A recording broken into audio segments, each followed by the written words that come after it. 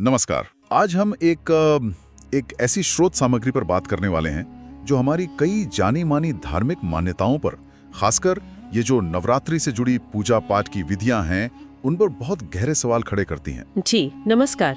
ये सामग्री संत रामपाल जी महाराज के सत्संगों पर आधारित है और इसमें नवरात्रि के दौरान जैसे व्रत रखना, जागरण करना, कलश स्थापना, इन सब चीजों को शास्त्रों की कसौटी पर परखा गया है। हाँ, और उनकी प्रामाणिकता पर सवाल उठाया गया है ना। बिल्कुल। और ये सिर्फ सवाल ही नहीं उठाती, ये सामग्री वो गीता, वेद, पुराण जैसे धर्म ग्रंथों का हवाला भी देती है। अच्छा। और ये बताने की कोशिश करती है कि ये जो आम प्रथाएं हैं वो क्यों शास्त्रों के हिसाब से पूरी तरह सही नहीं है या शायद अधूरी हैं। हाँ, ये तो दिलचस्प बात है। तो ये एक तरह से एक वैकल्पिक रास्ता भी सुझाती है। जी हाँ, ये कुछ खास मंत्रों की बात करती है और ये दावा भी कि कर्मों के बंधन से, जिसे प्रारब्ध कहते हैं, उससे पूरी तरह छुटकारा कैसे मिल सकता है। तो आज हम इसी स्रोत के दावों और तर्कों की गहराई में उतरेंगे, समझने की कोशिश करेंगे कि ये क्या नजरिया है। बिल्कुल।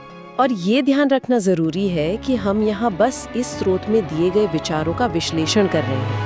उनका समर्थन या खंडन हमारा उद्देश्य नहीं है। सही कहा। तो चलिए शुरू करते हैं। स्रोत सबसे पहले यही सवाल उठाता है कि नवरात्रि में जो हम सब देखते हैं या करते भी हैं, जैसे वो बड़े बड़े पंडाल लगते हैं, लोग गरबा खेलते हैं, कलश रखते हैं। हाँ, दुर्गा सप्तशती का पाठ होता है, रात भर जागरण करते हैं, व्रत रखते हैं और कन्या पूजन, हवन करना, क्या ये सब वाकई शास्त्रों में बताया गया है? ये है मूल सवाल। स्रोत का मुख्य तर्क ये है कि इनमें से ज्यादातर चीजें वो लोक परंपराओं या बस सुनी सुनाई बातों पर टिकी हैं। अच्छा। उनका सीधा और साफ प्रमाण शास्त्रों में खोजना, वो कहते हैं, मुश्किल है। कोई उदाहरण दिया है स्रोत में? हाँ, जैसे भगवत गीता के अध्याय 6 श्लोक 16 का जिक्र है। उसमें कहा गया है कि बहुत ज्यादा व्रत रखना या बिल्कुल न खाना ये योग साधना के लिए ठीक नहीं है। क्या लिखा उसमें? उसमें लिखा है कि योग न तो बहुत खाने वाले का सिद्ध होता है, न बिल्कुल न खाने वाले का। संतुलन जरूरी है। अच्छा। और वो रामायण से लूमस ऋषि वाला किस्सा? जी, वो उदाहरण भी दिया गया है। स्रोत बताता है कि उन्होंने बहुत तरह के व्रत रखे पर उन्हें मुक्ति नहीं मिली। मुक्ति नहीं मिली तो क्या हुआ? बल्कि उन्हें कई पशु पक्षियों की योनियों में जन्म लेना पड़ा। कील, सुअर, कुत्ता, ऐसी योनियां। अरे, तो ये कहानी इस बात पर जोर देने के लिए है कि सिर्फ व्रत रखने भर से मोक्ष पक्का नहीं है।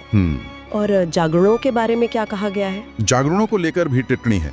एक किस्सा सुनाया है जिसमें एक गायक मंच पर तो बड़ा भक्ति भाव दिखा रहा था। हाँ। पर पर्दे के पीछे जाके शराब पी रहा था। ओहो, तो इन सभी प्रचलित तरीकों को स्रोत मनमाना आचरण कहता है और शास्त्र विरुद्ध भी।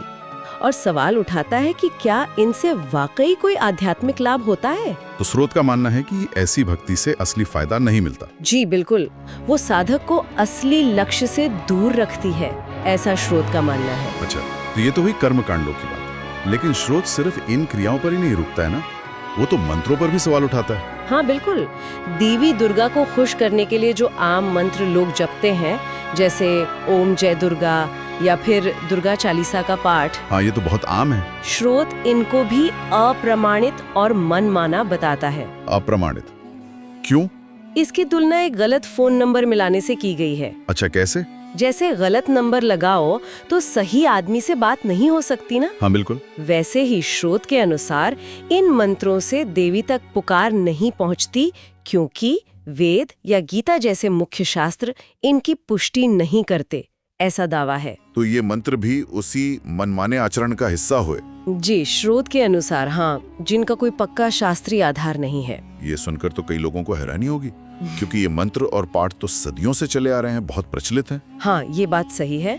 इसीलिए स्रोत का ये विश्लेषण चौंकाने वाला लग सकता है। तो अगर स्रोत के मुताबिक ये तरीके सही नहीं है, तो फिर सही रास्ता क्या बताया गया है? कोई उपाय सुझाया है? हाँ, यहीं पर स्रोत एक वैकल्पिक साधना पद्धति सामने रखता है।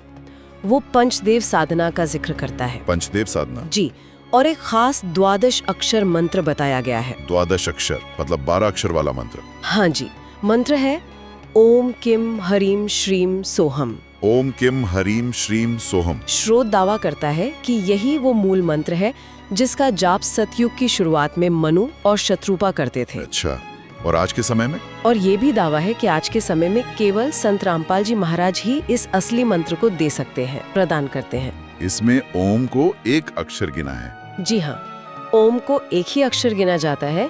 इसके लिए वो गीता अध्याय 8 श्लोक 13 का हवाला देते हैं। ओम इति एकाक्षरम ब्रह्म। और शिव पुराण का भी जिक्र है। और कभी-कभी मंत्रों में शब्द थोड़े अलग मिलते हैं, जैसे कहीं किलेम, कहीं किलेयम। इसका क्या स्पष्टीकरण है?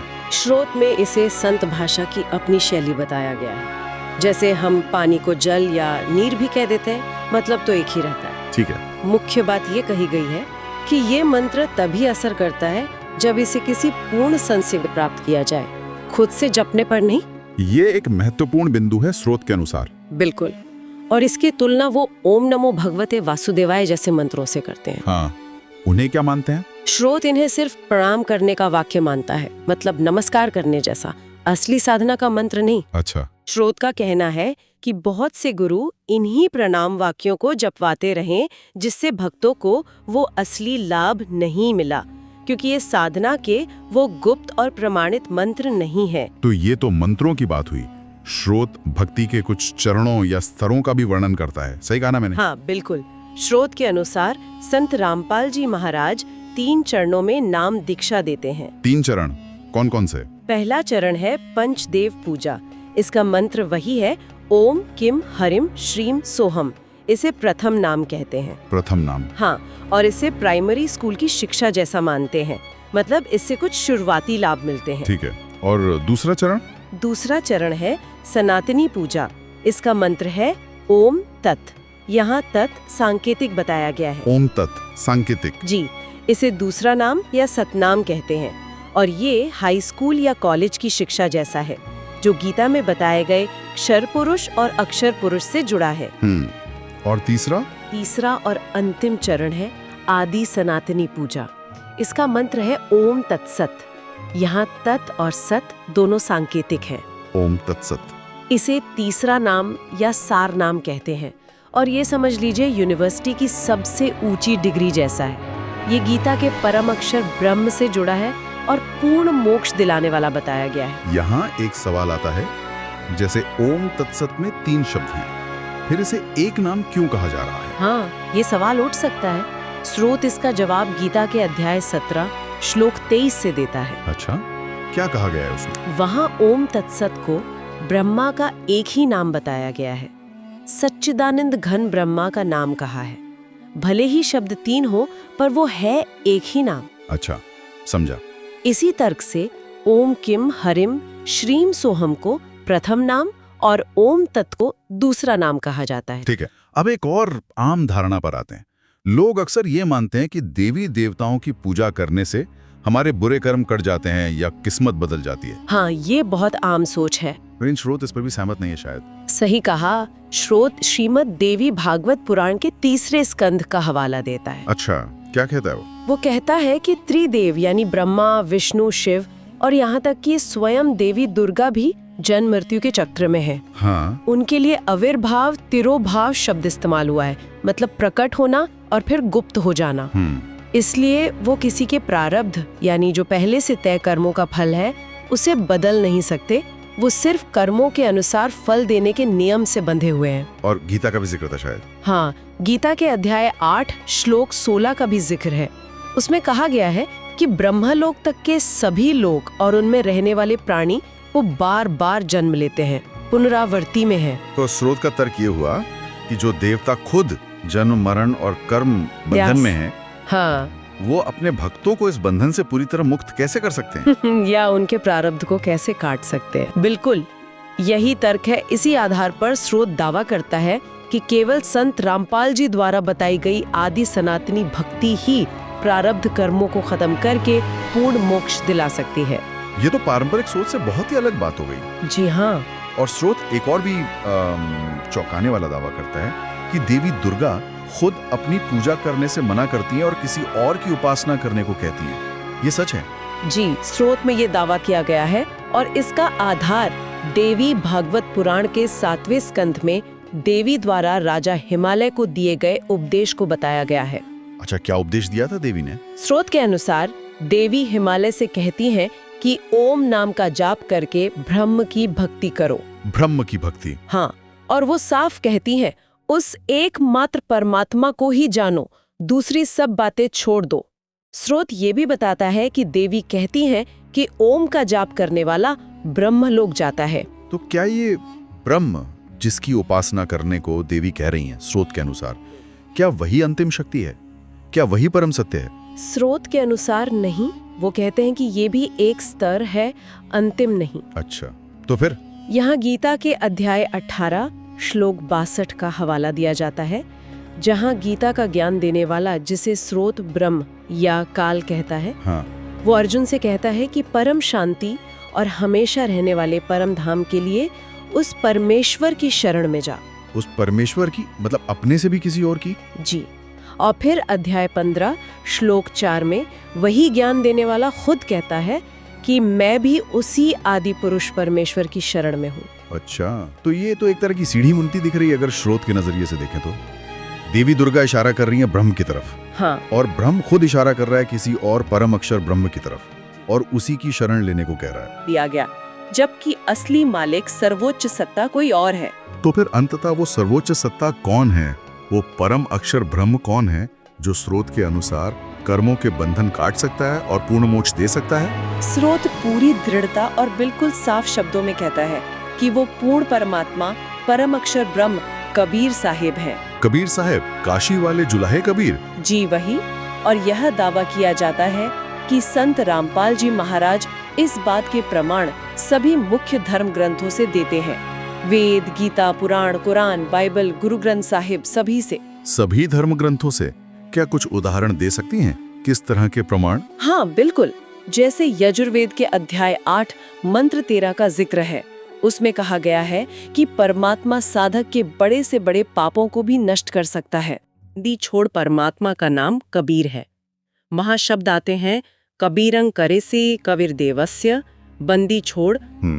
और कर्म काटने वाली बात का कोई और प्रमाण भी दिया है?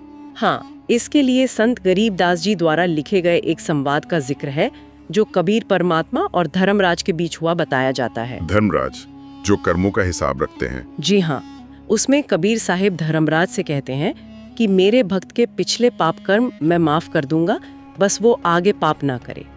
पहले किए सो बख्शो हूँ, आगे करे ना कोई, नाम रटे मम सोई। अच्छा।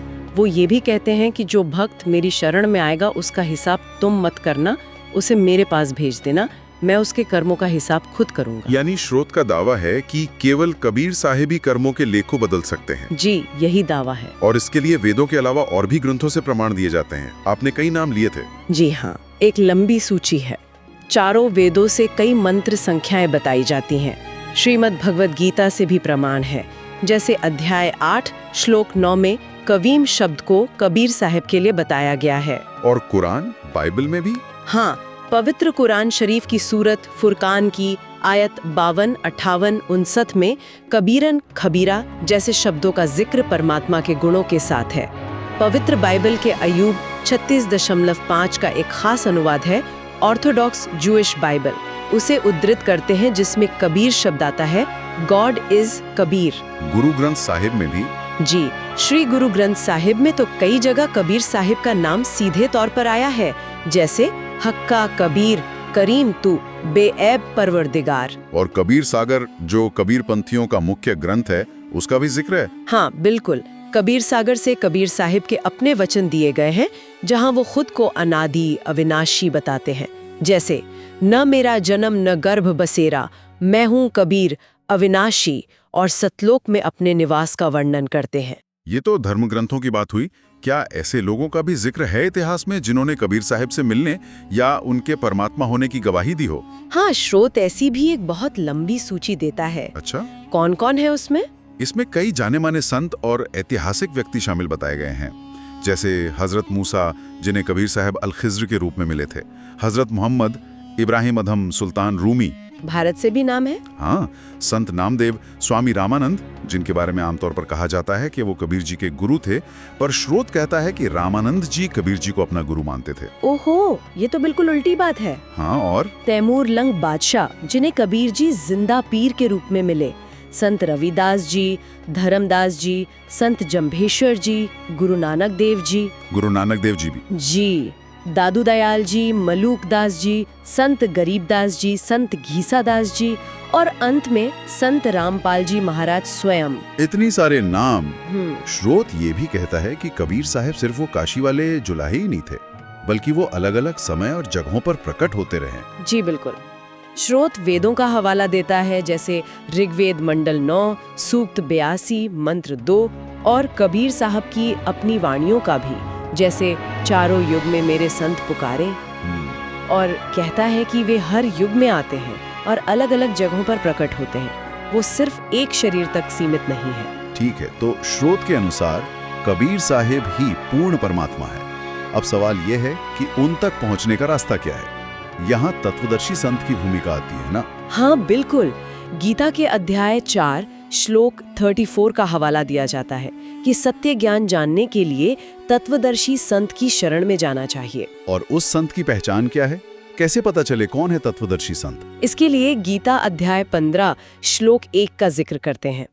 इस श्लोक में संसार की तुलना एक उल्टे लटके हुए पेड़ से की गई है, जड़ ऊपर, शाखाएं नीचे। हाँ, ये तो सुना है। तत्वदर्शी संत वो है जो इस पेड़ के हर हिस्से का, मतलब जड़ कौन है, तना क्या है, बड़ी डालियां कौन है, छोटी टहनियां, पत्ते, इन सब का पूरा ज्ञान रखता हो। श्लोक में लिखा है, यस्य तम वेद स वेदवित्, जो उसे जानता है वही वेदों का सच्चा ज्ञाता है। और स्रोत के अनुसार आज के समय में वो तत्वदर्शी संत कौन है? श्रुति संत रामपाल जी महाराज को ही वर्तमान का एकमात्र तत्वदर्शी संत बताता है। अच्छा।